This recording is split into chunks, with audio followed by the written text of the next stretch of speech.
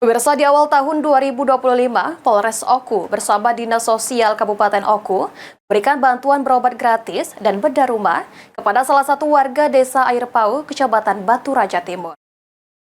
Saya dapat laporan dari kasih dokter. Iya.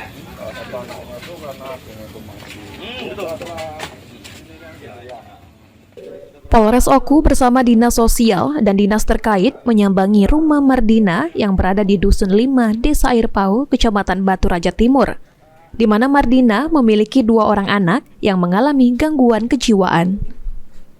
Kapolres Oku, Imam Zamroni, sengaja mendatangi rumah Mardina untuk memberikan bantuan berupa berobat gratis untuk anaknya yang mengalami gangguan jiwa dan bedah rumah. Diungkapkan Imam Zamroni, sebelumnya dirinya mendapat laporan jika ada masyarakat yang mengalami kesulitan dan membutuhkan bantuan. Menurutnya, Polri hadir bersama pemerintah daerah untuk membantu kesulitan masyarakat, bukan hanya sekadar keamanan, namun juga membantu sosial kesejahteraan.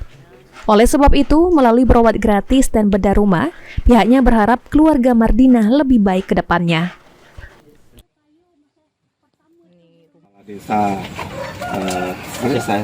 Air Pau dan Dinas Sosial dari Puskesmas Air Pau, kami mendapat informasi dari Kepala Desa, dari Pak RT, kalau ada warganya yang sedang mengalami butuh bantuannya. Ini terkait dengan pengobatan anak gadis dan anak laki-lakinya yang butuh pengobatan untuk proses pengobatan gangguan kejiwaan. Ya.